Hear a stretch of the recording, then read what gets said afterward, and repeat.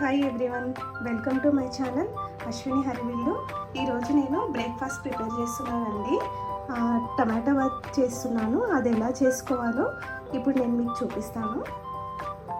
టమాటా bath చేసుకోవడానికి ముందుగా ప్యాన్లోకి ఒక గ్లాస్ రవ్వని వేసుకొని ఆయిల్ వేయకుండా ఫ్రై చేసుకోవాలండి.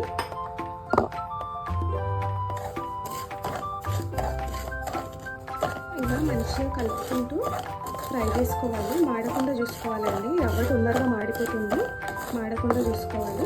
కొంచెం కలర్ చేంజ్ అవ్వాలి. రవ్వ మంచిగా వేగిపోయిందండి, కలర్ చేంజ్ అయింది.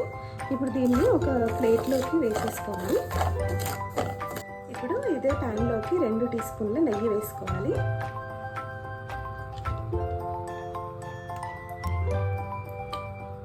రెండు టీ స్పూన్ల ఆయిల్ వేసుకోవాలి.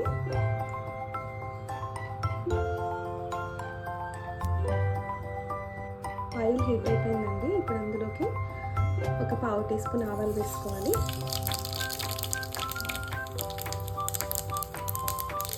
పావు టీ స్పూన్ జీలకర్ర వేసుకోవాలి.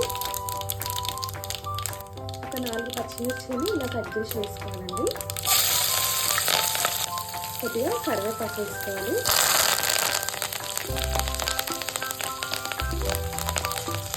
కాజుని ఇలా చిన్న ముక్కలుగా చూసి వేసుకోవాలి. కాజు ఇష్టం అండి, ఎంత ఇష్టం అంటే అంత వేసుకోవచ్చు. ఇందులోకి ఒక మీడియం సైజ్ ఆనియన్ని ఇలా చిన్న ముక్కలు కట్ చేసి వేసుకోవాలండి.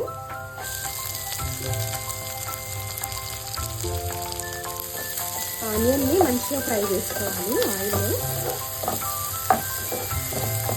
కొంచెం కలర్ చేంజ్ అవ్వాలండి ఆనియన్ మంచిగా ఫ్రై అయిపోయిందండి. ఇందులోకి ఒక 3 మీడియం సైజ్ టొమాటోస్ని ఇలా చిన్న ముక్కలు కట్ చేసి వేసుకోవాలండి. చాలా చిన్నగా కట్ చేసుకోవాలి టొమాటోస్ని.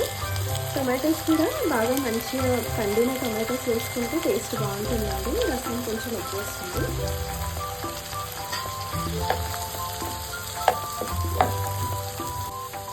టొమాటోస్ని మంచిగా ఆయిల్లో మగ్గించుకోవాలండి. ఇప్పుడు ఇందులోకి ఒక 1/2 టీ స్పూన్ సాల్ట్ వేసుకోవాలి.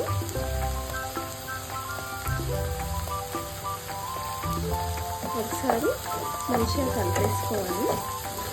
సిమ్లో పెట్టేసేయాలి. మంటని సిమ్లో పెట్టేసి మంచిగా టొమాటోస్ని మగ్గించుకోవాలి. ఇందులోకి పావు టీ స్పూన్ పసుపు వేసుకోవాలి. టొమాటోస్ ఇంకా కొంచెం మగ్గాలండి. సాల్ట్ వేసాం కదా, మంచిగా మగ్గిపోతుంది.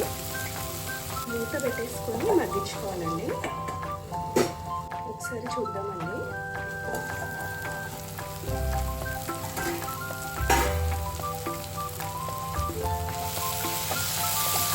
టొమాటోస్ మంచిగా మగ్గిపోయాయండి.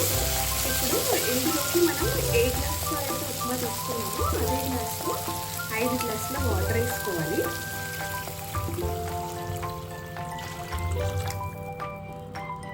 ఇందులోకి 1/2 టీ స్పూన్ కంటే కొంచెం ఎక్కువ సాల్ట్ వేసుకోవాలండి. ఎందుకంటే 1/2 టీ స్పూన్ మనం టొమాటోస్ మగ్గడానికి వేసాం కదా, 1/2 టీ స్పూన్ కంటే కొంచెం ఎక్కువ వేసుకోవాలి ఇందులో. ఇప్పుడు వాటర్ మంచిగా మరగనివ్వాలండి. మూత పెట్టేసుకోవాలి. మంటని కూడా హై ఫ్లేమ్లో పెట్టేయాలండి. ఒకసారి చూద్దామండి వాటర్ మరుగుతున్నాయా లేదా. వాటర్ మంచిగా మరుగుతున్నాయండి. ఇప్పుడు ఇందులోకి మనం ముందుగానే వేయించి పెట్టుకున్న రవ్వని వేసుకుంటూ కలుపుకోవాలండి. మంటని సిమ్లో పెట్టేసి ఇలా కొంచెం కొంచెంగా వేసుకుంటూ కలుపుకోవాలి. కలపకపోతే ఉండలు కట్టేస్తుంది రవ్వంతా. ఇలా మంచిగా కలుపుకోవాలండి.